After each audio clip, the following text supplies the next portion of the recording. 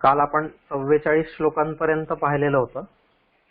रघुवंशमच्या दुसऱ्या सर्गातला 44 श्लोकांपर्यंतचा आपण काल अभ्यास केला होता.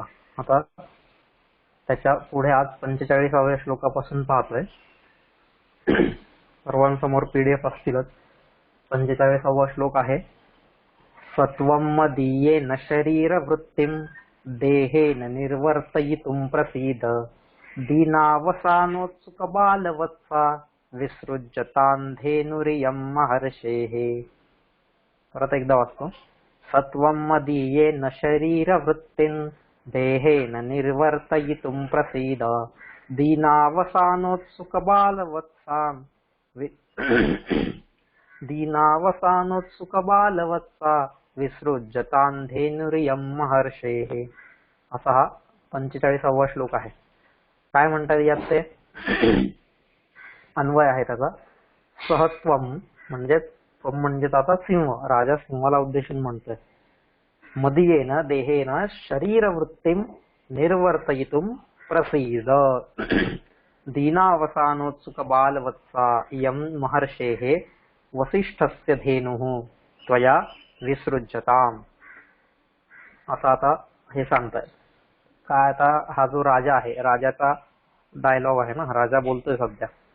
तर तसं काल शेवटचं जे सांगितलं होतं तर ते राजाने सांगितलं होतं की अशा गुरूंचं जे हे गोरूप धन आहे, कोणत्या गुरूंचं की जे अग्निहोत्र ज्यांनी स्वीकारलेलं आहे, अग्निहोत्राचं व्रत ज्यांनी स्वीकारलेलं आहे, अशा गुरूंचं हे जे गोरूप धन आहे ते माझ्या डोळ्यासमोर जर नष्ट होत असेल तर त्याची मी उपेक्षा करू शकत नाही, ते अनुपेक्षणीय आहे, असं त्याने 44व्या श्लोकात सांगितलेलं होतं. आणि आता तेच गोष्ट तो अजून आपलं म्हणणं पुढे कंटिन्यू करतोय राजा. काय म्हणतोय राजा? सहत्वम म्हणून तू, नाही का, सहत्वम तो तू आता काय कर, म्हणूनच तू सहत्वम मदीयेन देहेन माझ्या देहाने. आता इथं तू म्हणजे सिंहाला उद्देशून म्हणतोय. म्हणून हे सिंहा तू मदीयेन देहेन माझ्या देहाने, माझ्या शरीराने, माझ्या कायेने शरीरवृत्तिं निर्वर्तयितुं प्रसीद. शरीरवृत्तिं म्हणजे शरीरवृत्ती म्हणजे तुझं हे जे काय आता शरीराची वृत्ती आहे, शरीराची वृत्ती म्हणजेच आता भूक लागणे, ही एक शरीराची वृत्ती आहे आणि ती भूक सिंहाला लागलेली होती. म्हणून तुझी ही जी शरीरवृत्ती आहे, म्हणजेच आता तुझं हे जे जीवन व्यापार आहे तो तू काय कर, शरीराचा जो व्यापार आहे तो पार पाड. निर्वर्तयितुम, नाही का, आणि कृपा कर, माझ्यावरती कृपा कर. प्रसीद, ठीक आहे, म्हणजे कृपा करून आपले जीवन पार पाड. कशाद्वारे पार पाड? तर मदीयेन देहेन माझ्या देहाने तू तुझी भूक भागव, म्हणजे तू मला खा, त्या गायला नको खाऊस, तू मला खा. आणि दीनावसानोत्सुकबालवत्सा, दीनावसानोत्सुकबालवत्सा, दीन अवसान उत्सुक बालवत्सा, असं बालवत्सा, ठीक आहे, असे हे शब्द आहेत. दीन अवसान उत्सुक बालवत्सा. दिन म्हणजे दिवस, अवसान दिनाचं अवसान झालं म्हणजे दिवस मावळला, नाही का, अवसान मावळल्यामुळे, दिवस मावळल्यामुळे. उत्सुक बालवत्सा की जिचं वासरू, जिचा बालक उत्सुक झालेला आहे, जिचं बाळ उत्सुक झालेलं आहे, अशा. ठीक आहे. का बरं उत्सुक झालेलं आहे बाळ? दिवस मावळल्यामुळे. कारण तिच्या त्या वासराला कळालेलं ना की रोज गाय संध्याकाळी ज्यावेळेस दिवस मावळतीकडे जातो त्यावेळेस गाय परत येते, आणि त्यामुळे त्यावेळेस ते वासरू रोज तिची उत्सुकतेने वाट पाहायचं, त्या गायीची, त्या नंदिनीची, नाही का. मग अशी दिवस मावळल्यामुळे जिचे वासरू उत्सुक झाले आहे अशा दीनावसानोत्सुक बालवत्सा. इयम, इयम म्हणजेच या, ह्या, ठीक आहे, ह्या महर्षेः धेनुः, महर्षी वशिष्ठ मुनींच्या गाईला, धेनुः विसृज्यताम, या गाईला तू काय कर, सोड. विसृज्यताम, या गाईला तू सोड. ठीक आहे, पुन्हा एकदा संपूर्ण श्लोक सांगतो. म्हणून तू माझ्या या देहाने, माझ्या या शरीराने, माझ्या या कायेने आपली उपजीविका करण्याची कृपा कर. शरीर वृत्तीम निर्वर्तयितुम प्रसीद. उपजीविका, आपली उपजीविका करण्याची, तुझं पोट भरण्याची कृपा कर. आणि दिवस मावळल्यामुळे जिचे वासरू अगदी उत्सुक झाले असेल अशा या महर्षी वसिष्ठांच्या, ऋषी वसिष्ठांच्या धेनूला तू काय कर, सोडून दे. ठीक आहे, असा हा श्लोक आहे. बघा म्हणजे किती उत्तुंग चरित्र आहे या, की सिंह गायला मारतोय पण हा राजा तिथं म्हणतोय की त्या गायला मारण्याऐवजी तू काय कर, मला मार आणि मला मारून खा. नाही का, अशी आपल्या सगळ्यांना अजून एक गोष्ट माहिती आहे, राजा शिबीची. नाही का, ते बहिरी ससाणा आणि एक कबूतर असतं, तर त्या कबुतराचे प्राण वाचवण्यासाठी तो त्या बहिरी ससाण्याला आपल्या शरीराचे मांस काढून देतो. नाही का, ही गोष्ट आपल्या सगळ्यांना माहिती आहे. पण अगदी त्याचप्रमाणे संपूर्ण तसंच त्यांनी तरी फक्त थोडंसं मांस काढून दिलेलं आहे, तरी त्या शिबिराजाची गोष्ट आपल्याला माहिती आहे. तर इथं तर हा संपूर्ण आपलं प्राणच घ्यायला त्याला सांगतोय. नाही का, संपूर्ण माझं शरीरच मी तुला अर्पण करतोय आणि तू मला खा, पण या गायीला मात्र सोडून दे. सत्वम मदीयेन देहेन शरीर वृत्तीम निर्वर्तयितुम प्रसीद. तू काय कर, तुझ्या ह्या म्हणजे तू माझ्या या देहाने तुझी उपजीविका भागव, तुझं पोट भरव. नाही का, तुला भूक लागलेली आहे, तू सांगितलेलेस की इतक्या दिवसांपासून मी उपाशी आहे आणि जो इथं आला प्राणी त्या प्राण्याला मारून तू खाणार आहेस, असं तुला शंकरांनी वरदान पण दिलेलं आहे. मग असं जर आहे तर ज्यावेळेस गाय इथं आलेली आहे तर गाय सोबत मी पण इथंच आहे ना, मग तू दोघांपैकी एकाला घे. मग एकालाच जर घ्यायचंय तर ते गायीला सोडून दे तू आणि मला घे. का बरं मला घे? कारण त्याचं कारण ते सांगतायत की दीनावसानोत्सुक बालवत्सा. कारण ही जी गाय आहे, ही गाय कशी आहे, दिवस मावळल्यामुळे जिचं वासरू आतुरतेने तिची वाट पाहत आहे, उत्सुकतेने तिची वाट पाहत आहे, अशी ती गाय आहे. ठीक आहे, म्हणजे आता इथं त्यांना काय सांगायचंय की ह्याच्यामध्ये म्हणजेच दोघेही जण उत्सुक आहेत. कोण? गाय नंदिनी, ही सुद्धा उत्सुक आहे ना, कारण रोज तिला पण संध्याकाळी उत्सुकता लागलेली असायची की कधी जाऊन एकदा मी माझ्या बाळाला भेटते. नाही का, कोणतीही आई असेल मग ती जगातली, तिला असं वाटणारच की मी कधी जाऊन एकदा माझ्या बाळाला भेटते. ठीक आहे, ते आपण हिरकणीची गोष्ट माहिती आहे सगळ्यांना, की गडावरती गेली, गडाचे दरवाजे बंद होते म्हणून बुरुजावरून खाली उतरली, एका कड्यावरून खाली उतरली. आज त्याला हिरकणी कडा असं म्हणतात, हिरकणी बुरुज असं म्हणतात तिथं.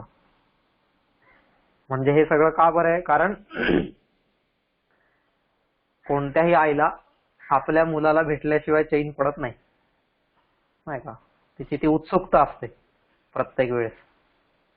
म्हणून अशाच प्रकारे मग ती गाय असो, ती माणूस असो, किंवा अजून ती मग इतर कोणत्या योनीतले पण प्राणी असो, प्रत्येकाला नाही का आपण ते हे म्हणतो ना, घार हिंडते आकाशी पण लक्ष तिचे पिल्लांपाशी.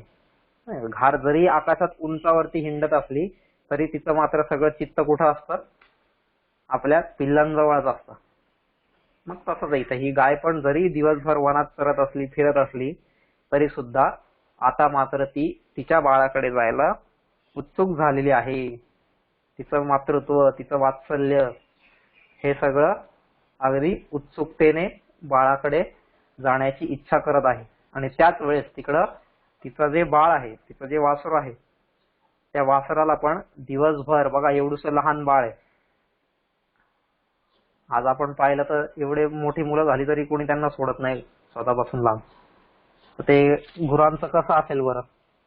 एवढ्या लहान वासराला सोडून ती गाय दिवसभर गेलेली आहे, त्या वासराची काय हालत झाली असेल बरं दिवसभर. नाही का, त्याला इतर काही गोष्टी तुम्ही जरी दिल्या तरीही त्याला त्या नकोय, त्याला काय पाहिजे, ती गाय पाहिजे. पण नेमकी ती गाय मात्र दिवसभर तिकडे आहे. म्हणजे अशा प्रकारे दोघेही एकमेकांपासून काय आहेत, एकमेकांना भेटण्यासाठी अतिशय उत्सुक आहेत. म्हणजे आता इथं हा जो शब्द आहे दीनावसानोत्सुक बालवत्सा, मग इथं हे उत्सुकता हा जो भाव आहे, हा भाव दोघांसाठी दर्शवलेला आहे. म्हणजे गाय पण उत्सुक आहे आणि त्याचप्रमाणे ते वासरू ते सुद्धा उत्सुक आहे. दोघेही एकमेकांना भेटण्यासाठी उत्सुक आहेत, आतुरलेले आहेत, आसवसलेले आहेत. ठीक आहे, असं ते इथं सांगतायत. द्वयोरपी उत्सुक बालवत्सत्वेन द्वयोरपी, म्हणजेच दोघांचाही. आणि काय होईल जर, आता असं का बरं म्हणतोय राजा बघा, हा याच्या मागचा आता मतिदार्थ अजून की दीनावसानोत्सुक बालवत्सा. आता इथं काय होईल, तू जर गाईला मारलं, ठीक आहे, सिंहाला म्हणतो राजा, जर तू गाईला मारलास, गाय तर मरेलच, पण गाई सोबत तिचं जे वासरू आहे तिकडं, ते वासरू सुद्धा मरून जाईल, नाही का. दोघांचाही नाश होईल. द्वयोरपी नाश सूचित, दोघांचाही तिथं नाश होईल. का?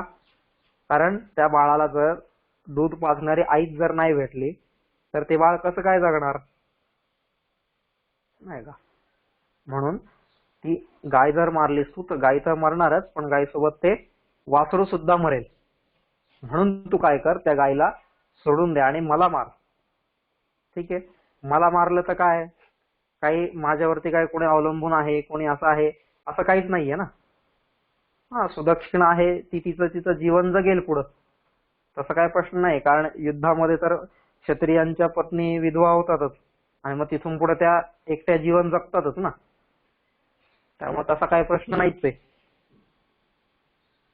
आता किती सगळे कोणतंही युद्ध घ्या तुम्ही, प्रत्येक युद्धामध्ये स्त्रिया विधवा होतातच. मग त्या स्त्रिया विधवा झाल्यावरती त्या काही जगण्याचं सोडून देतात का? नाही, त्या जगतातच पुढं.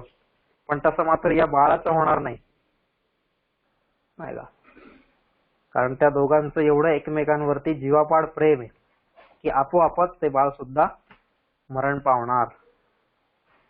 त्यामुळे तू त्याला न मारता काय कर, मला मार, आणि मला मारून तू तुझी उपजीविका चालू ठेव, नाही का, तू तुझं पोट भर. असा एक किती मोठा विचार राजाने इथं केलेला दिसतोय, नाही का. दीनावसानोत्सुक बालवत्सा इयं महर्षे हे धेनू विसृज्यता, अशा या महर्षींच्या गायीला तू काय कर, सोडून दे, नाही का. म्हणजे आपण ज्याला म्हणतो ना, जसं आपण रामाच्या चरित्रामध्ये बघतो की रामाने राज्य सोडलं, किंवा अजून काय काय काय काय, जसं रामचरित्र होतं तसंच हे दिलीप चरित्र सुद्धा आहे, की ज्याला आपण स्वार्थ त्यागाची पराकाष्ठा म्हणतो ना, ती स्वार्थ त्यागाची पराकाष्ठा इथं दिसून येते आपल्याला, नाही का. आता इथं विचार जर आपण केला, ऋषींनी काय सांगितलं होतं, तू त्या गायीची सेवा कर. त्या गायीची सेवा केल्यानंतर ती गाय तुझा प्रसन्न होईल. प्रसन्न झाल्यावरती मग ती तुला काही वर मागायला सांगेल, काही करायला सांगेल, मग त्याच्यानंतर तुला पुत्र प्राप्ती होईल. बरोबर ना, पहिल्यासारख्यात पाहिलं आपण, असं सगळं गुरूंनी राजाला सांगितलेलं होतं. आता राजाचं लक्ष काय, म्हणजे ध्येय काय, त्या गायीचं संरक्षण करणं आणि शेवटी पुत्रप्राप्ती करणं असं आहे. मग अशा वेळेस आता जर स्वतः राजाच जर नष्ट झाला तर ज्याच्यासाठी एवढा उठाठेव करत होता ती गोष्ट त्याला प्राप्त होणारच नाही ना. म्हणजे त्याचा स्वतः जो अर्थ होता, स्वार्थ असा आपण म्हणूया एका भाषेत, तसा तो उदात्त स्वार्थ होता, पण तरी एक प्रकारचा स्वार्थ म्हणूया आपण त्याला, उदात्त जरी असला तरी स्वार्थ होताच तो.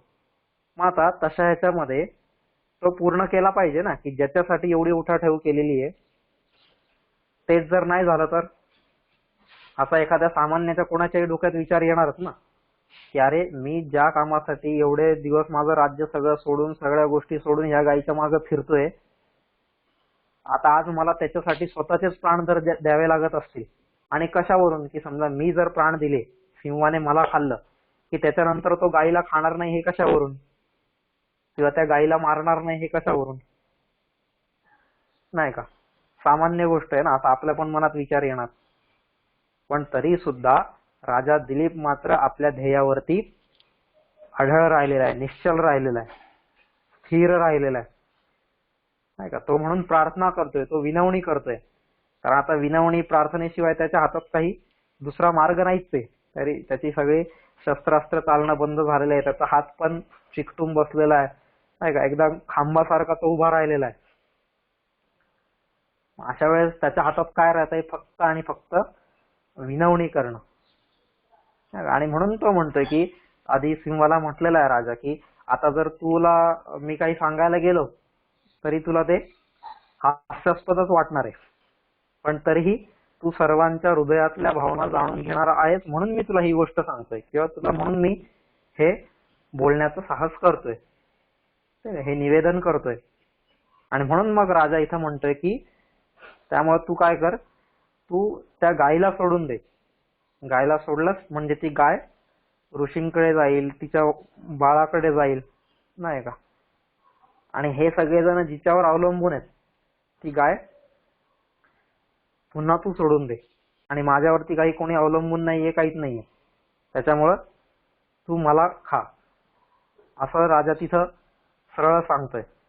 म्हणजे स्वतःच्या ध्येयासाठी एक वेळेस मला माझे प्राण जरी गमवावे लागलेत तरी चालेल नाही का. पण आता ते ऋषींना वचन दिलेलं आहे मी की या गायीचं कोणत्याही प्रकारे मी संरक्षण करणारच नाही का. म्हणूनच रघुकुल रीत सदा अचली आई, प्राण जाय पर वचन न जाई.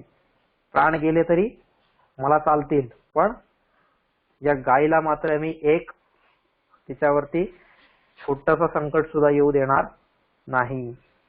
असा किती मोठा विचार त्या दिलीपाच्या मनामध्ये. आणि ज्याला आपण शरण दिलेली आहे, ज्याला आपण रक्षणाचं वचन दिलेलं आहे, मग जो खरा क्षत्रिय असेल किंवा जो खरा धर्मज्ञ असेल तो वेळप्रसंगी स्वतःचे प्राण संकटात टाकून सुद्धा त्याचं रक्षण करतो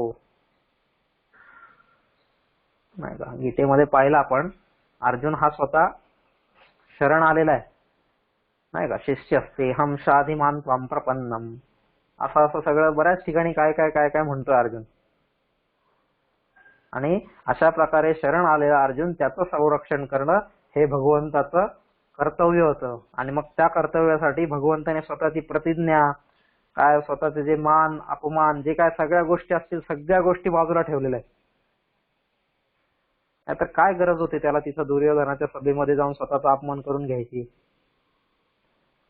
नाही का. कितीतरी प्रसंग असे झाले की कृष्णाने हे सगळ्या गोष्टी उचललेल्या आहेत. कोणासाठी?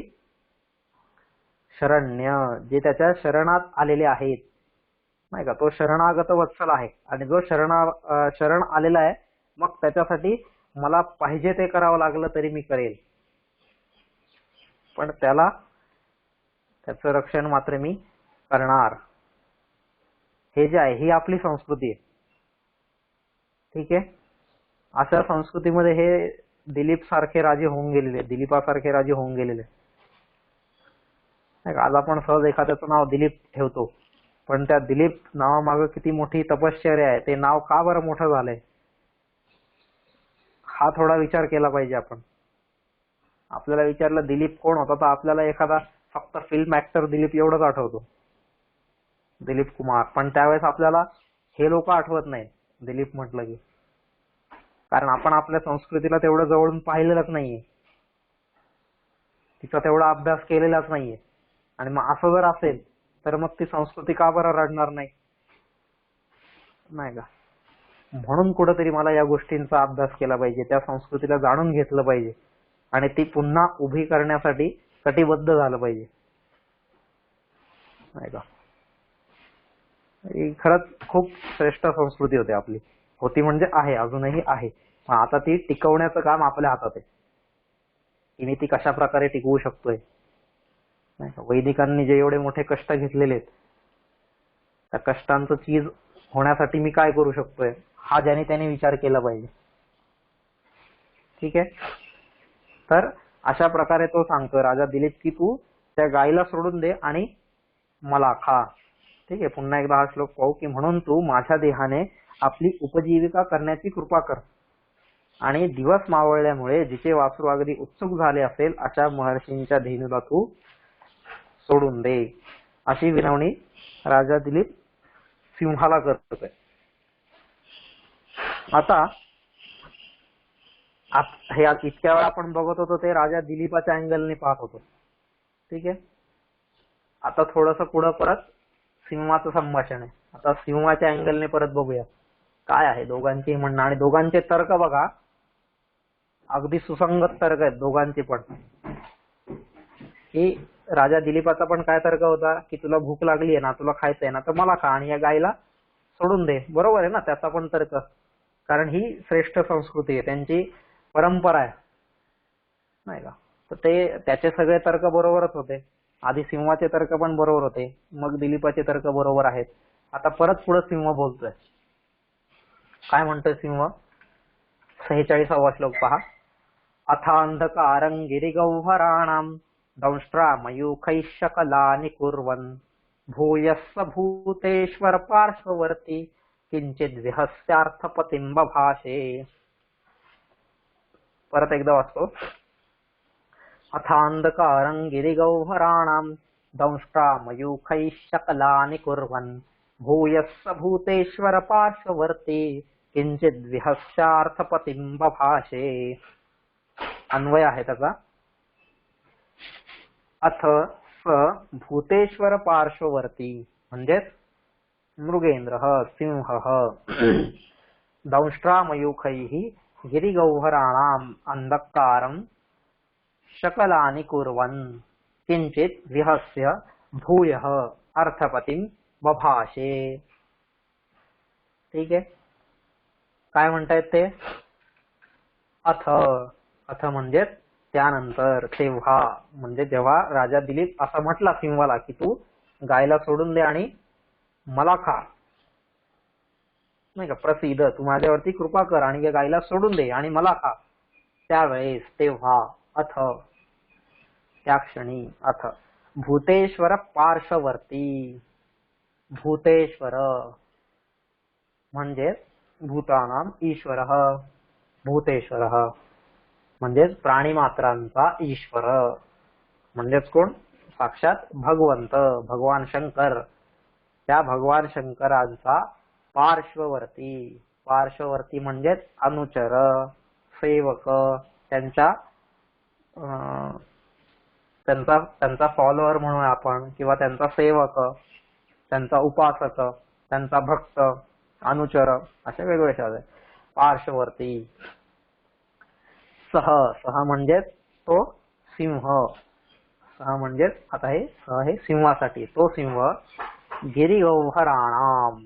गिरी म्हणजेच पर्वत आणि गौहराणाम म्हणजे गुहांमधील, पर्वताच्या गुहांमधील म्हणजे हिमालयाच्या गुहांमधील, त्या गुहांमधील ज्या गुहेमध्ये तो सिंह त्या गायीच्या वरती बसलेला होता त्या गुहेमधील. अंधकारम त्या गुहांमधील अंधकार, अंधार, काळोख. दंष्ट्रामयूखैः. दंष्ट्रामयूखैः म्हणजेच आपल्या दंष्ट्रा म्हणजे दाढ, आपल्या दाढांच्या किरणांनी किंवा आपल्या दातांच्या किरणांनी. आता दाढ म्हणण्यापेक्षा इथं दात असा. दंष्ट्रामयूखैः म्हणजेच दातांच्या किरणांनी. शकलानि कुर्वन्. शकलानि कुर्वन्. शकलानि म्हणजेच त्याचे खंड करत, त्याला फोडत किंवा त्याचे विभाग करत किंवा तो नाहीसा करत. आता इथं नाहीसा करत असाही आपण अर्थ घेऊ शकतो. शकलानि कुर्वन्. आपण म्हणतो ना डोक्याची शकल होतील तुझ्या, म्हणजेच तुकडे तुकडे होतील, खंड खंड होतील. शकलानि कुर्वन् नाहीसा करत. किंचित विहस्य. किंचित हसून. विहस्य किंचित हसून.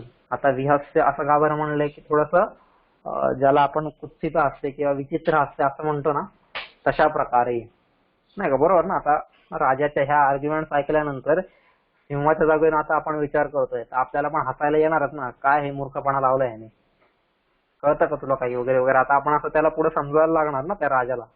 तसंच हा सिंह सुद्धा समजावतोय. किंचित विहास्य काहीतरी असा कुत्सितपणे हसून, किंवा कुत्सितपणे म्हणण्यापेक्षा थोडस असं एखाद्या मूर्खावरती कसं हसतो आपण, अगदी तसंच नाही का. मूर्खावरती ज्यावेळेस एखादा विद्वान हसतो अगदी त्याप्रमाणे हसून. अर्थपतीम.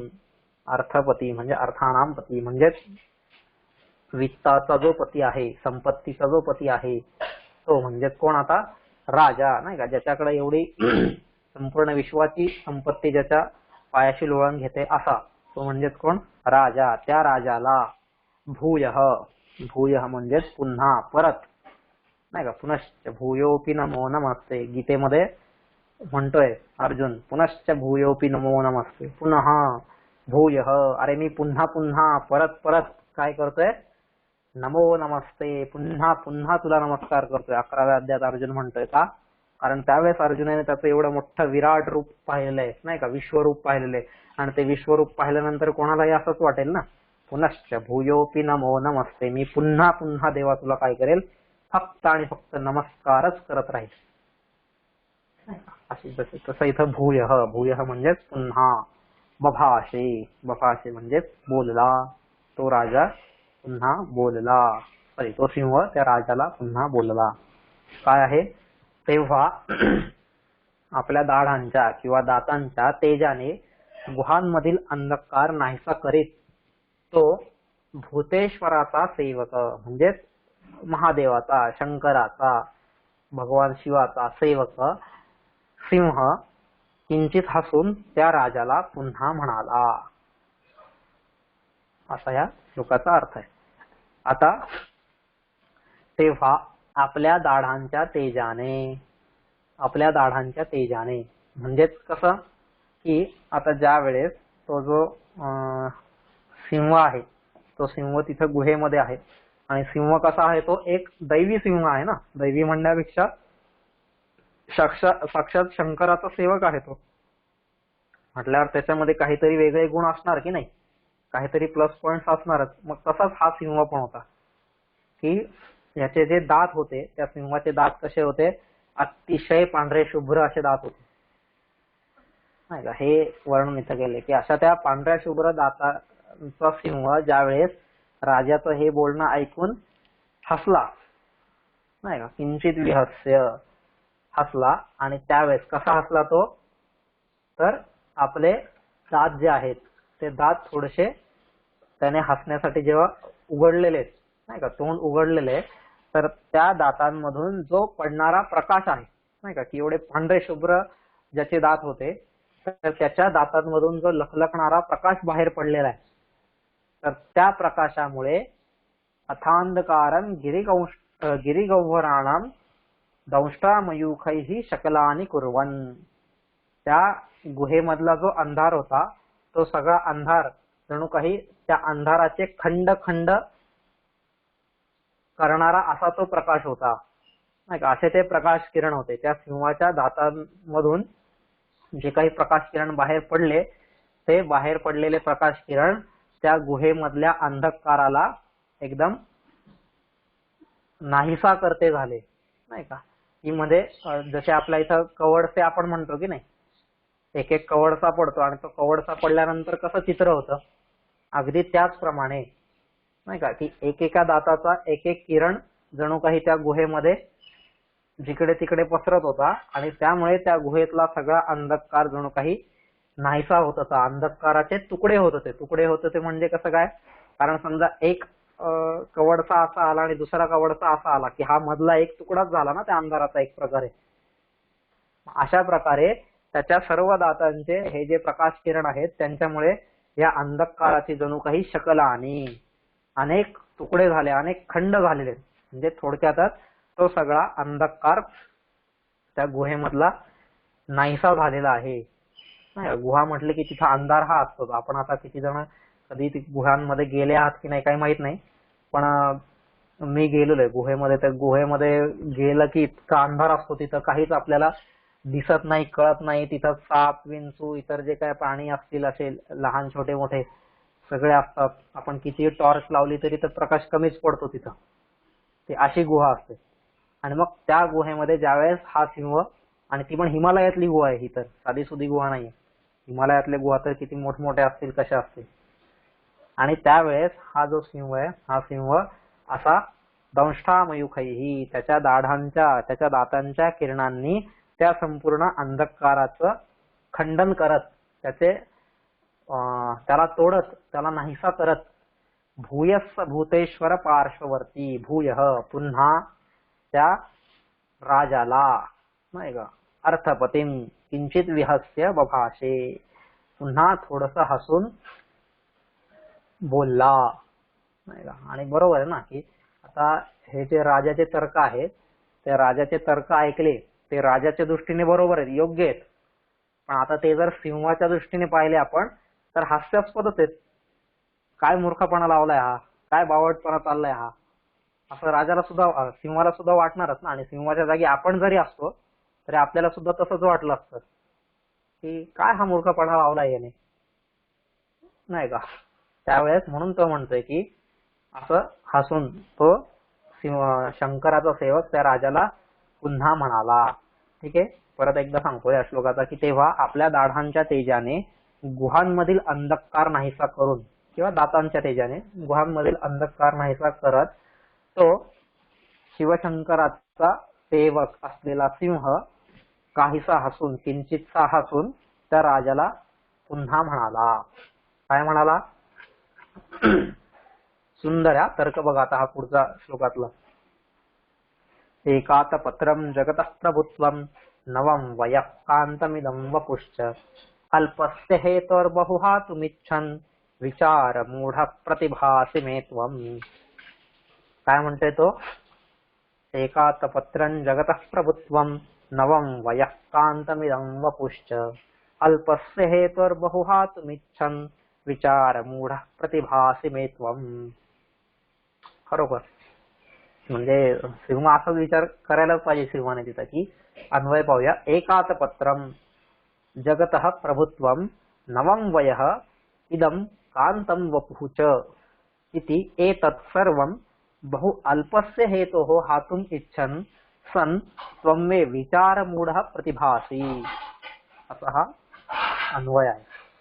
अर्थ पाहूया आपण. काय म्हणतोय तो? एकात पत्रम, आतपत्र, आतपत्र म्हणजेच छत्र, आतपत्र म्हणजे छत्र. हे आपण त्या दिवशी मागे पण पाहिलेलं होतं. आतपत्र म्हणजे जे आतपात्रायते इति आतपत्र म्हणजेच जे उष्णतेपासून, उन्हापासून संरक्षण करतं ते म्हणजे आतपत्र. मग कोण संरक्षण करतंय? तर छत्र, नाही का. आणि असं एकातपत्रम, असं एकच, नाही का, म्हणजे ज्याचं एक छत्री साम्राज्य आहे असा तू राजा आहेस, नाही का. तुझं साम्राज्य कसं आहे? एकातपत्रम, ज्याचे एकछत्री राज्य आहे. आणि जगतः प्रभुत्वम, आणि संपूर्ण जगावरती ज्याचं प्रभुत्व आहे, संपूर्ण जगावरती ज्याचा कंट्रोल आहे, ज्याच्या नियंत्रणामध्ये संपूर्ण जग आहे. जगतः प्रभुत्वम, संपूर्ण जगाचा जो प्रभू आहे, स्वामी आहे असा तू, नाही का. कारण त्याचं राज्यच एवढं मोठं होतं. तर एकातपत्रम जगतः प्रभुत्वम नवम वयः, पुढं काय म्हणतायत ते? नवम वयः. नवम वयः म्हणजे तू काय अजून म्हातारा झालेला नाहीयेस, अगदी तरुण आहेस, नाही का.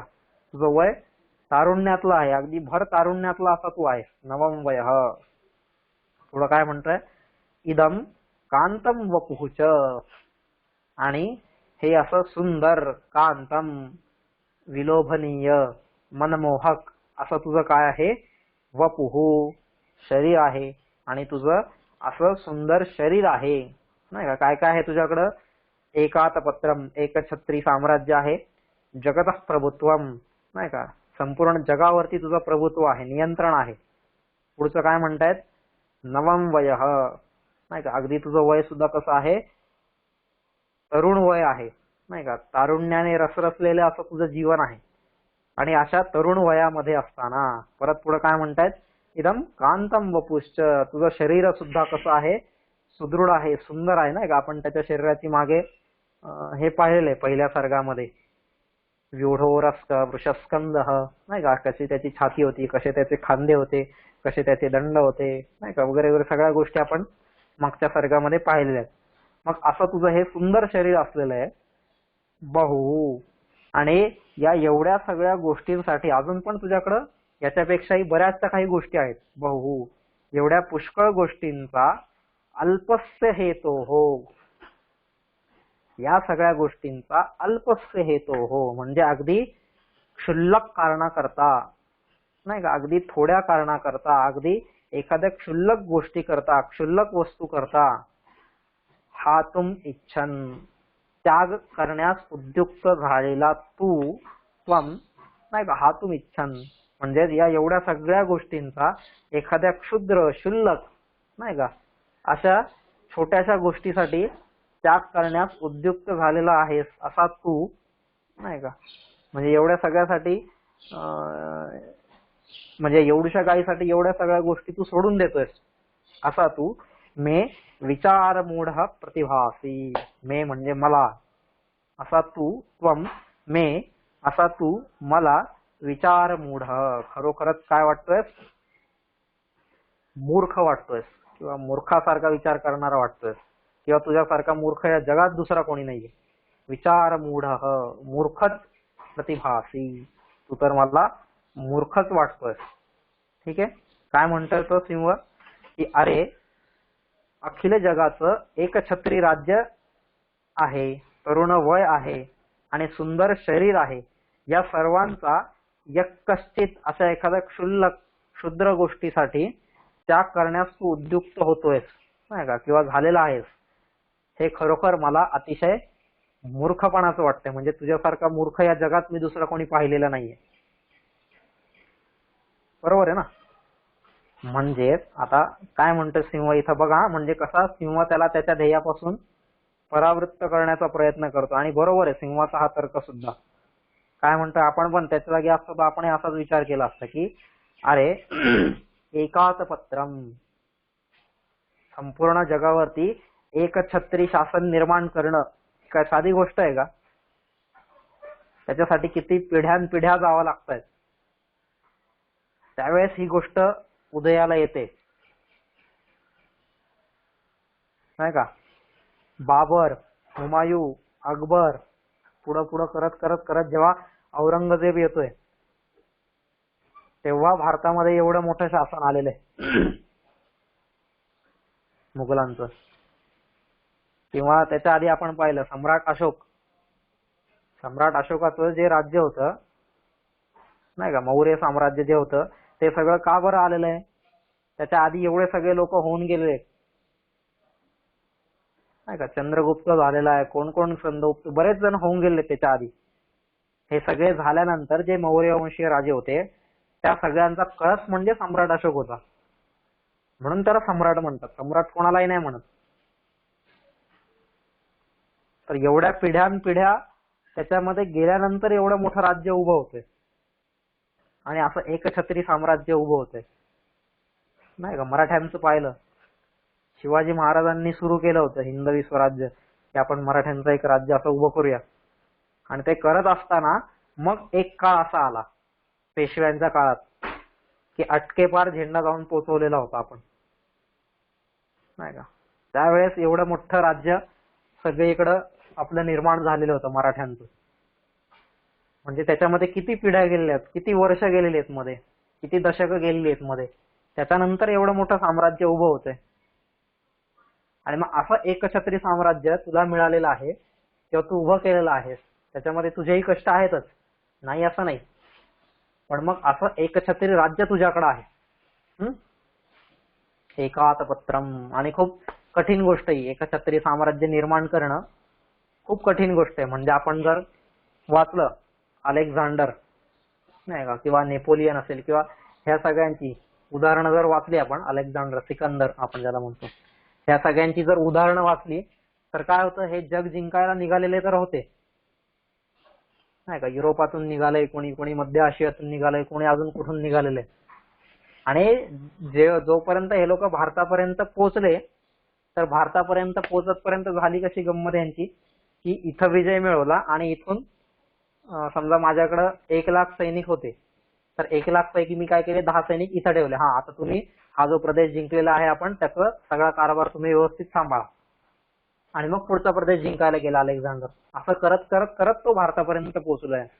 पण गंमत कशी झाली की तो जोपर्यंत इथं पोहोचला तोपर्यंत जे 10 सैनिक तिथं आधी नेमलेले होते त्यांनी स्वतःलाच स्वयंघोषित राजा तिथं म्हणून घेतला आणि तिथल्या राज्यावरती स्वतःचाच अधिकार दाखवला त्यांनी. म्हणजे त्या सिकंदराच्या विरोधातच ते उभे राहिले परत.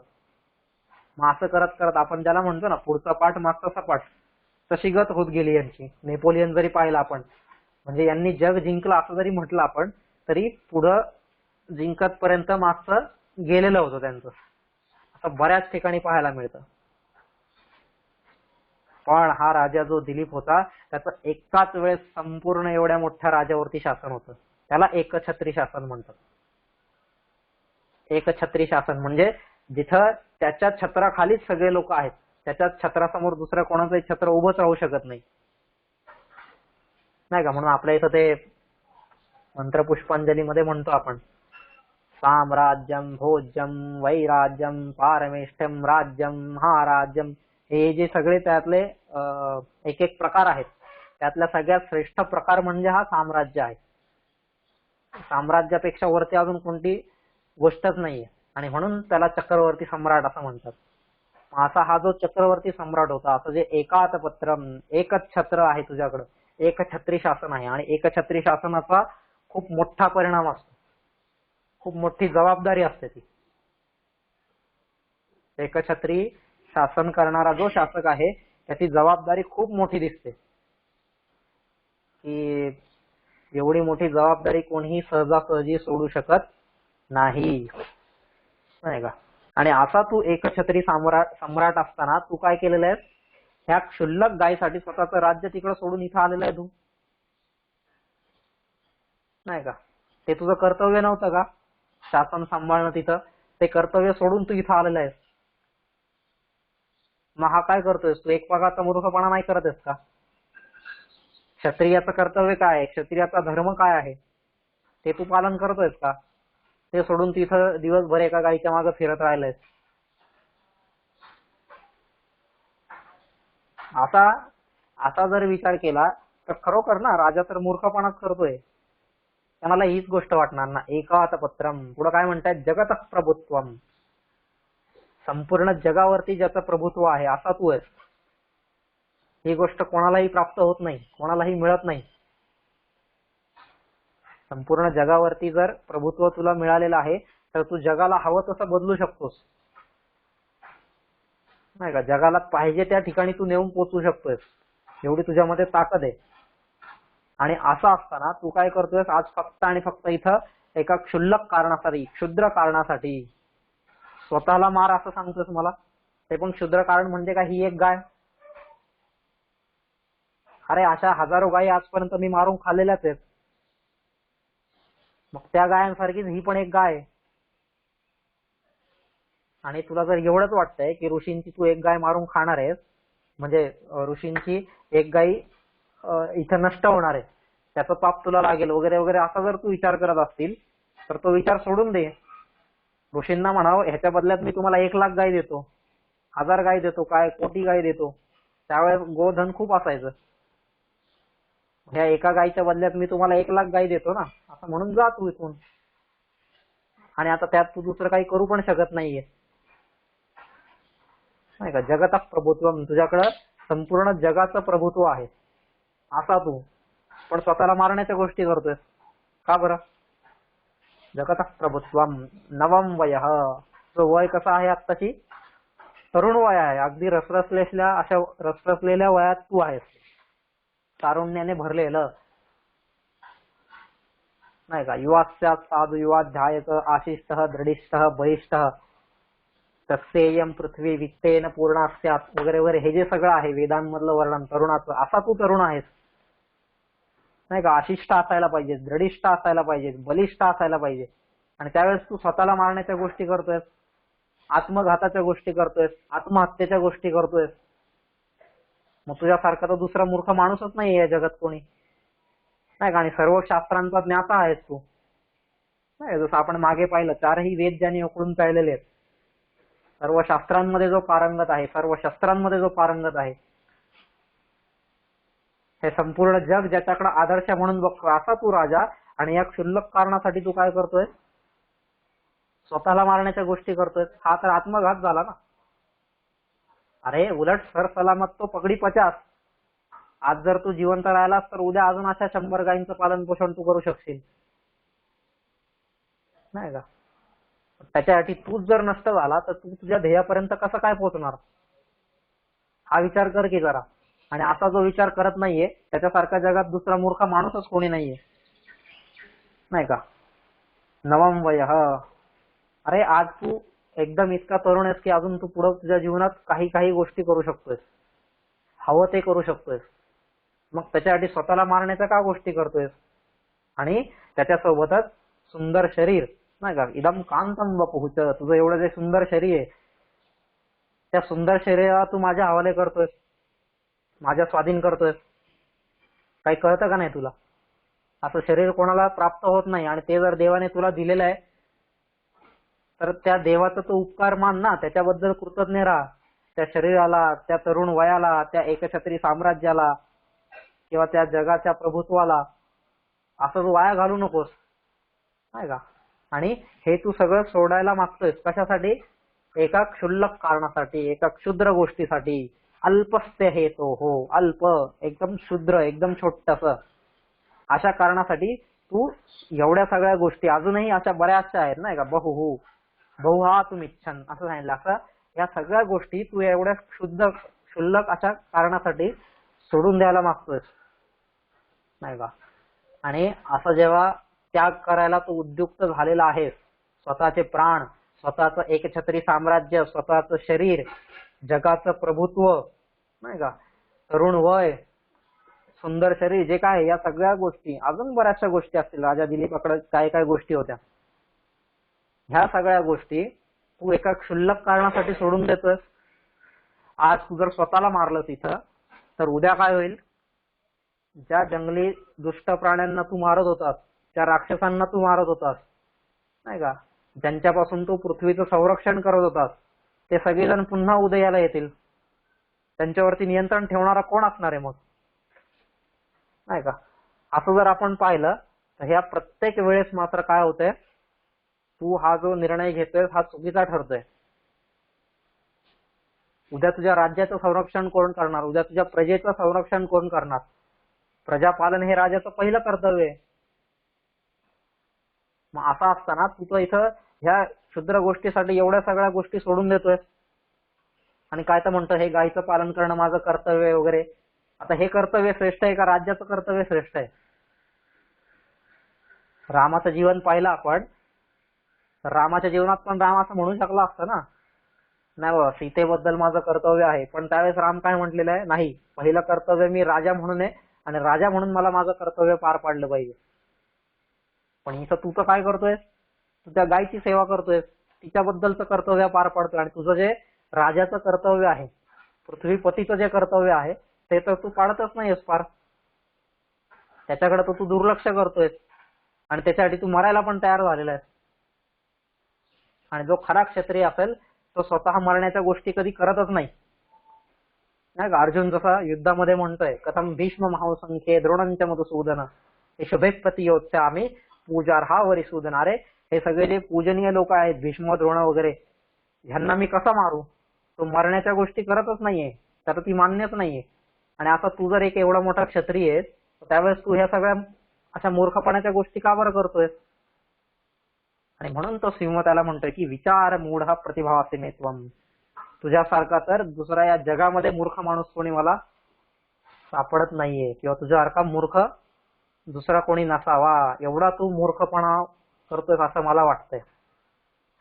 आणि असा जर कोणी मूर्ख असेल तर त्या मूर्खाच्या नादी लागणारा पण मूर्खच ठरेल, नाही का. म्हणून तो सिंह म्हणतोय की आता हे तुझ्या नादी लागणं हे सुद्धा मला मूर्खपणाचंच वाटतंय. म्हणून तो असा हसलाय सिंह त्याच्यावरती, नाही का. दंष्ट्रा मयूखैशकला आणि कुर्वन किंचित विहस्यार्थ प्रपतिंब भाषे, की असा हसून तो त्याला बोलतोय, अरे मूर्खा तुला काही कळतंय का, एवढ्या सगळ्या गोष्टींसाठी तू, म्हणजे एवढ्याशा गोष्टीसाठी एवढ्या सगळ्या गोष्टींचा त्याग करतोय, सोडतोयस. अक्कल कुठं गाण ठेवून आलाय का तू, असा आता सिंह सगळं त्याला म्हणत असेल. की तुला काही कळत नाहीये का की तू कशासाठी काय सोडतोयस. बरोबर की नाही. सिंहाचं हे सगळं म्हणणं बरोबर आहे. आणि मग तुझ्यासारखा मूर्ख तूच असशील. आणि काय किती झालं ना, मूर्खाला समजवणं ही गोष्ट खूप कठीण असते, नाही का. म्हणजे मूर्खाला त्याची समजूत काढणं म्हणा आपण, किंवा ही गोष्ट खूप कठीण आहे. का बरं? म्हणजे जो पण कोणी ज्याला आपण म्हणूया की दुराग्रहाने जो ग्रस्त झालेला आहे असा मूर्ख आहे. दुराग्रहाने, आग्रह पाहिजे, आग्रह ठीक आहे, पण ज्यावेळेस दुराग्रह असेल एखाद्या गोष्टीचा, नाही का, दुराग्रह किंवा आपण त्याला म्हणूया की उगाचच खूपच आग्रह नको त्या गोष्टीचा, कुठेतरी ती गोष्ट सोडायला शिकली पाहिजे. आपण काय करतो, त्या गोष्टीचा खूप आग्रह सारखा धरत असतो समोरच्याला, त्याला दुराग्रह म्हणतात.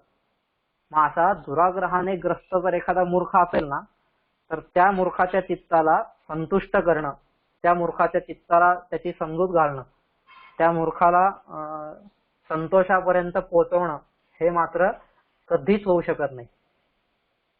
नाही का, तो भर्तृहरी त्याच्या ह्याच्यामध्ये सांगतोय आपल्याला, नीती शतकामध्ये छान तो ह्याचं वर्णन करतोय.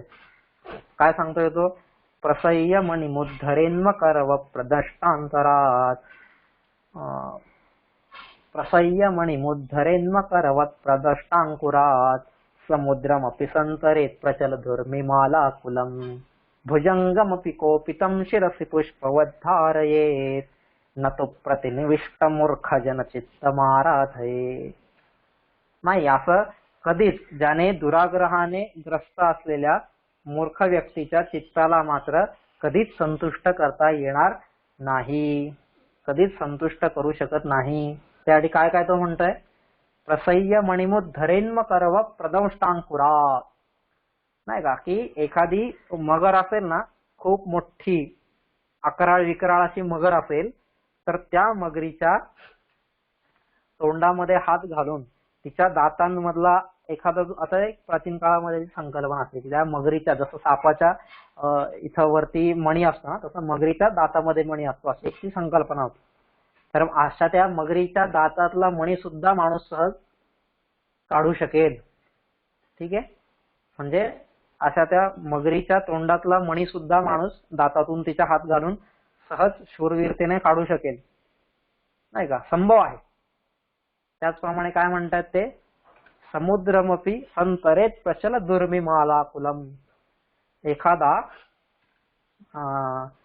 असा खूप मोठा जो समुद्र आहे, महासागर जो आहे, तो महासागर सुद्धा काय करेल, सहज त्याच्या लाटांवरती तरंगत तरंगत होत पोहोच सुद्धा पलीकडे पार करू शकेल. तसं पाहिलं तर ही गोष्ट खूप कठीण आहे, पण एखादा जण ती गोष्ट सुद्धा सहज प्राप्त करू शकेल, ती गोष्ट सुद्धा सहज त्याच्यासाठी शक्य आहे, संभव आहे.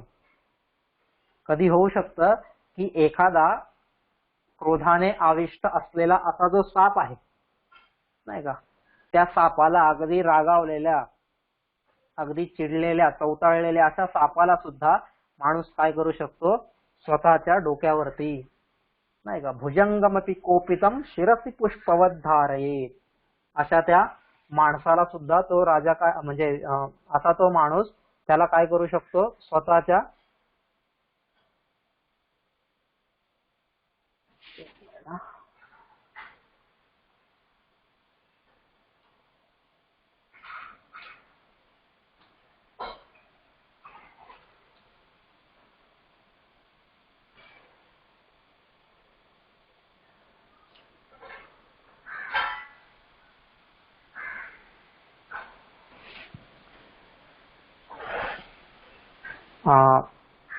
अशा वेळेस काय होतंय, तो राजा जो आहे,